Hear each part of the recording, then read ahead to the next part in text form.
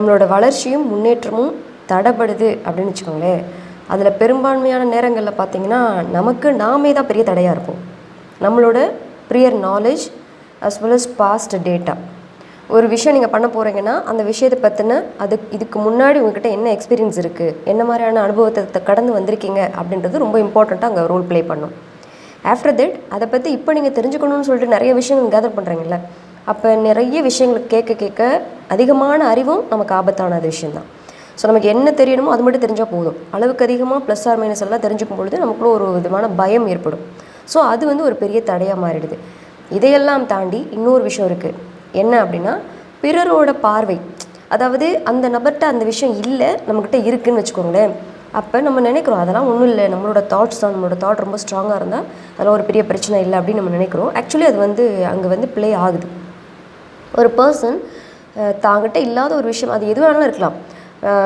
Like எப்படின்னா மெட்டீரியலிஸ்டிக்காகவும் இருக்கலாம், இல்லை ஒரு ரிலேஷன் ரிலேட்டடாக கூட இருக்கலாம், ஒரு நல்ல ரிலேஷனாக இருக்கலாம், இல்லை ஒரு நல்ல ஒரு பொருளாக இருக்கலாம், வீடாக இருக்கலாம், காராக இருக்கலாம், இல்லை ஜாபாக இருக்கலாம், சம்திங் எல்ஸ். அவங்கக்கிட்ட அது இல்லை, நம்மக்கிட்ட அது இருக்குது அப்படின்னு வச்சுக்கோங்களேன். அவங்களோட பார்வை, அந்த எண்ணம் கண்டிப்பாக அவங்கள பாதிக்குது. ஒரு நல்ல பிஸ்னஸ், நல்ல வருமானம் பண்ணிகிட்ருக்கீங்க, அவங்கக்கிட்ட அந்த மாதிரியான ஒரு வாய்ப்பு இல்லாமல் இருக்குன்னு வச்சுக்கோங்களேன். அது கண்டிப்பாக அவங்கள பாதிக்க தான் செய்யுது. அப்போ நமக்குள்ளே இருக்கிற இந்த டேட்டா நம்மளை பாதிக்காமல் இருக்கிறதுக்கும் பிறரோட பார்வையிலேருந்து நம்ம எப்படி தப்பிக்கிறது, இது ரெண்டுக்குமே ஒரு ப்ராக்டிக்கலாக ஒரு விஷயம் நீங்கள் பண்ணணுங்க. பண்ணும்பொழுது இதில் நீங்கள் வெளியே வந்துடலாம். அது என்ன அப்படின்றத நீங்கள் செஷன் போதான் கற்றுக்க முடியும். ரொம்ப ரொம்ப முக்கியமான ஒரு விஷயம்.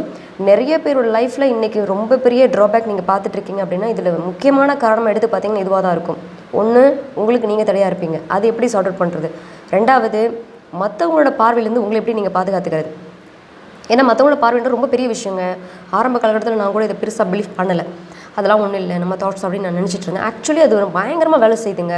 இன்னொருத்தர் நம்மளோட சந்தோஷத்தை சரி, நம்மளோட ஒரு நல்ல விஷயம், நம்மகிட்ட நடக்கக்கூடிய ஒரு நல்ல விஷயங்களை பார்த்து பாரு அப்படின்னாங்களே, வேலை முடிஞ்சிச்சு, அவ்வளோதான், சீன் க்ளோஸ்டாங்க. அங்கே வேறு மாதிரியான வேலைகளை பார்த்துருது. ஸோ அந்த எனர்ஜிக்கு அவ்வளோ வேல்யூ இருக்குங்க. அந்த ரொம்ப பவர்ஃபுல்லாக அது நம்மளை பாதிக்குது அப்படின்றத ரொம்பவே நல்லா ரியலிஸ்டிக்காக புரிய முடிஞ்சுது. ஸோ அப்போ அதுலேருந்து எப்படி வெளியே வருது, அதில் பிராணிகளுங்க எப்படி அப்ளை பண்ணுறது. அந்த பர்சன் ஒரு வளர்ச்சியை நோக்கி போகணும், அந்த வளர்ச்சி எப்பவுமே தடைபடாமல் ஒரு ஃப்ளோவிலே போகணும் அப்படின்னா, அதுக்கு முக்கியமான தடையாக இருக்கக்கூடிய தன்னால் ஏற்படக்கூடிய தடை, பிறரால் ஏற்படக்கூடிய ரெண்டை எப்படி சார்ட் அவுட் பண்ணுறது, அது இன்ட்ரோ கோர்ஸ் மூலமாக உங்களுக்கு கற்றுக் கொடுத்துட்ருக்கேங்க. வேணுன்னா நீங்கள் கற்றுக்கலாம்.